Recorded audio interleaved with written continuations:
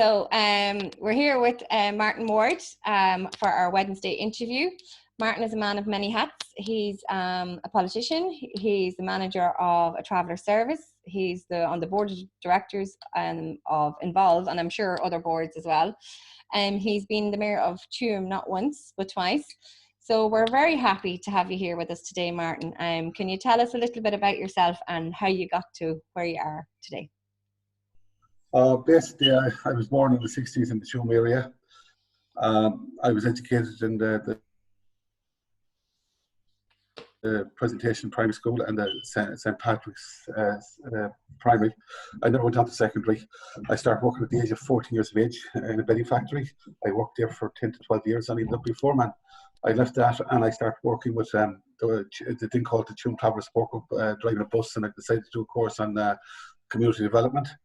I was always actively involved in the community by setting up programs with other young people of my own age at that time. And we did simple things like setting up soccer pitches and setting up walkways and just basically doing stuff around the town to make sure that your travellers are getting involved in younger travellers are getting involved in activities in the Tuam area, because in the early 80s, the early 80s wasn't nothing happened in this town for young travellers. They weren't really involved in clubs, soccer clubs, youth clubs, football clubs. They were finding it difficult to access anything, so we tried to address that. And in 1988, we set up our own youth club called St. Christopher's Youth Club, and from that, I got really involved in a lot of stuff. From that, you know what I mean? It kind of built up, and I eventually got involved with the Tuam Travellers group themselves by going on the board of management, and we took it from there.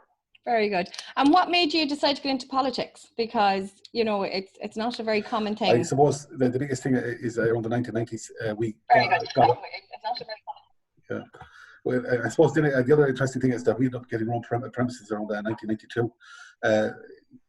It's a kind of funny setup, and I won't go into too much detail, but it came through European funding. We ended up with the premises we have in Tuam, which is massive.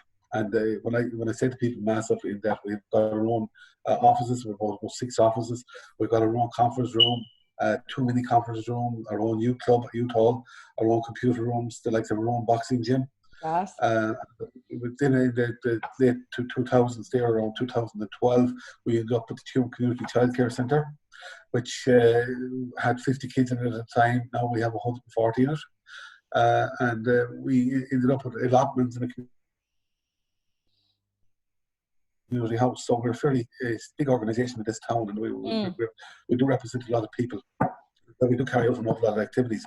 We have various clubs for girls and boys and young men, and the allotments is the initiative we set up a few years ago, and there was a good take up in the first years, but the last year or two it kind of declined. So again, during the week you might have seen your lovely bus.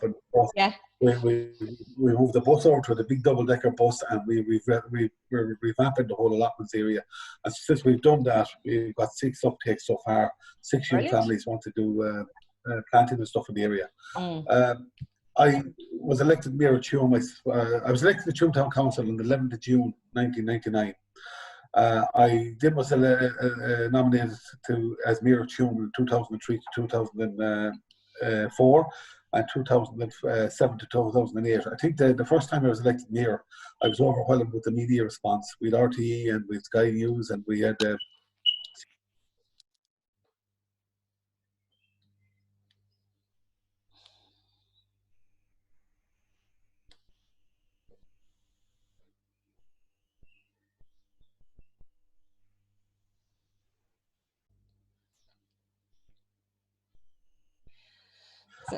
Mayor of Tuam, and we finished. Okay, yeah, I think we've covered the likes of Sky News and maybe the Irish papers, the Independent, the Press, the Irish Times. We had CBS News in America radio station. Wow. An interview, and I got a few more American stations were very interested in it.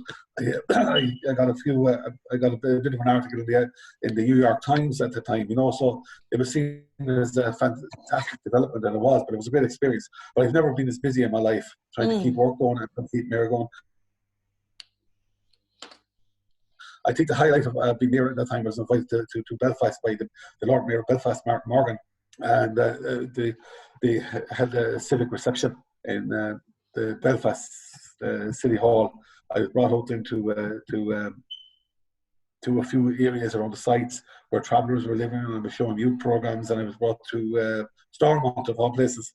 Wow. I was brought to that building, the aging building, so that was kind of a highlight of my year, because it gave me an insight into how other people lived, and it was, there was Sinn Féin reps there, there was SDLP reps, and there was some Lilas reps there, from the Lilas parties. And I got to meet them all and had a good chat with most people. And actually, some of them actually were showing me around. And I was invited back on a few occasions by various parties from the SDLP, and even some of the Lilas councillors were more than welcoming, in fairness to them. The conditions at that time in Belfast weren't great, so they brought me where the travellers were living. But I think they've improved since then. And just a comparison about what they were like in the south of Ireland compared to North Ireland, I suppose, Yeah, I'm always trying to get it across to our young people and my team members. I'm going to job on them now. They're not registered to vote, Martin. How can we make young travellers and young people see how important it is to be registered and how important it is to vote, to have their say in politics? It's very important. Hello? Yeah, I can hear you. Yeah, go ahead. The camera seems to be on. It's very important, I think, that young people register. The right to vote, it's a right, and I think some young people, and many people in general, not just young people, don't realise the importance of having a vote and having your say. If you want change to happen, you have to vote. So sometimes people are wondering why things don't happen for them, or you can't get anything done. But if you haven't got a vote and you don't get people to represent you, you don't have a voice. And sad to say, this is paramount to the traveller community. A lot of travellers aren't registered. I know when I went to the last local elections, I registered about 150. There was 200, and there was over 200 registered. I registered 150, and there was still about another 300 that hadn't registered. So I lost a huge voting group there that could have got me elected if they had registered, And a lot of it was down to apathy and indifference. If you want change, then you have to registered, you have to vote to vote. If you want a voice, then you elect the person you believe to be the best voice.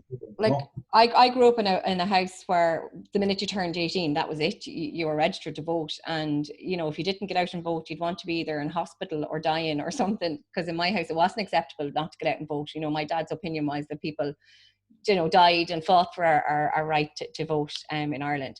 Why did you personally get into politics? What made you decide I want to get into politics? What was that big push behind you? I suppose in Tuam, I was always into that sort of thing. I was involved in local committees and local groups.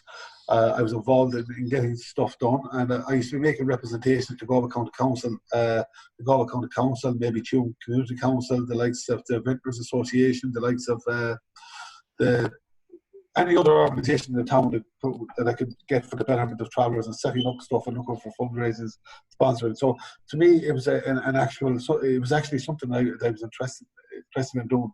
And as well as that, I knew that even in a limited way, prior to being a councillor, I was getting stuff done. So I was saying, if I was a councillor, then more doors would be open. And believe me, it was very positive, because when you're in there, the amount of doors that you can get open and the amount of stuff you can get done, it's overwhelming. I know when I was a councillor, I used to get people used to ask me to represent them in England, in Manchester, believe it or not, and I have some of those letters from people today.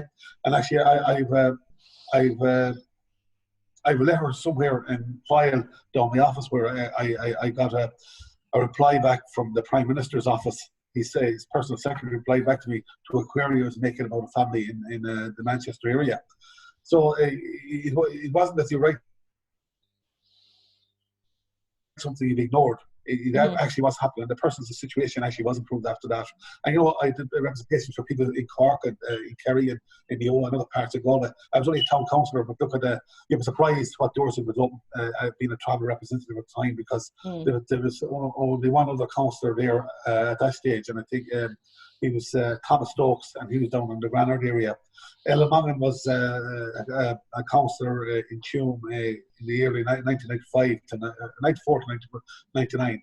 And apart from that, there was no other traveller councillors in the country, so it's still a novelty. It was still a novelty then, and it's still a novelty now. Oh, absolutely. And the more travellers that go forward for election, and they have to be realistic, because if you want something done, you have to represent both communities, the traveller community and the settled community. Yes. If you try to go on just a lone traveller activities or actions, you won't be elected, because there's a lot of issues out there in both communities, and you try your best to work both of them, and especially try to work for traveller youth, for travellers that are homeless, travellers that have problems in relation to discrimination, travellers that are having problems in relation to training, access to education and stuff like that. But there's nothing impossible. Things can be done. Yeah, yeah. Listen, Martin, we could talk all day. It's been lovely to have you on this morning. Sorry for the few glitches that we had, and thank you for being so patient, because for those of you who don't know, poor Martin's had to start about 4 or 5 times because of our internet issues. So listen, thanks a million. And it's great, and I've really enjoyed these Wednesday chats with people, because you know it's great getting the voice out there. Like as I say all the time, I meet loads of people from the settled community and who don't see the other side of the travelling community that I have the privilege of seeing all the time through my job. So the reason of doing these videos is to get the other side out, you know what I mean, to get the other point of view and the stories, and you know, for people to see, you know, what a valid contribution people make to the Irish society, like, you know. So that's the true key, and it is very important, and it's great what you're actually doing. And you know, there's a